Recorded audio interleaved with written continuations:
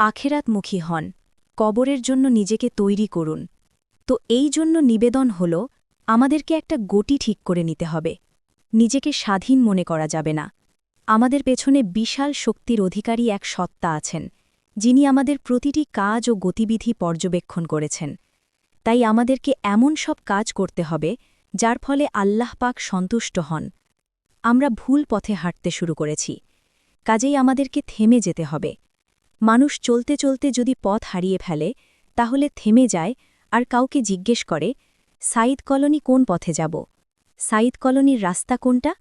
তো আমাদেরও থেমে যেতে হবে এবং জিজ্ঞেস করতে হবে, হে আল্লাহ, সেই জীবন বিধান কোনটি, যাকে আল্লাহর রসুল পছন্দ করেন? ব্যাস, এর দ্বারা আমাদের উভয় জগতই গড়ে যাবে। এই সম্পদ ঘরে বসে থাকলে হাতে আসে না, এর জন্য বের হতে হয়। একদিনের জন্য আপনাদের এলাকায় আসা আল্লাহ আমার জন্য নির্ধারণ করে দিয়েছেন, তাই আমানত মনে করে কথাগুলো বললাম।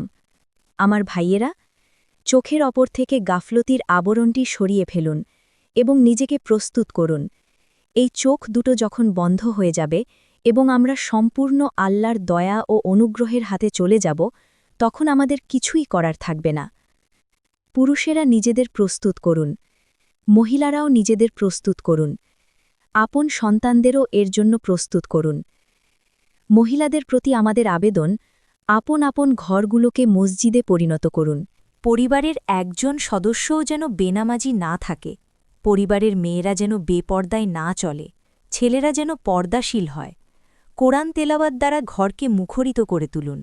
পুরুষদের বলুন, আমাদেরকে হালাল খাওয়াও, হারাম যেন ঘরে না ঢোকে তার ব্যবস্থা করুন। খাবার শুকনো রুটি হয় হোক, কিন্তু তা যেন হালাল হয়।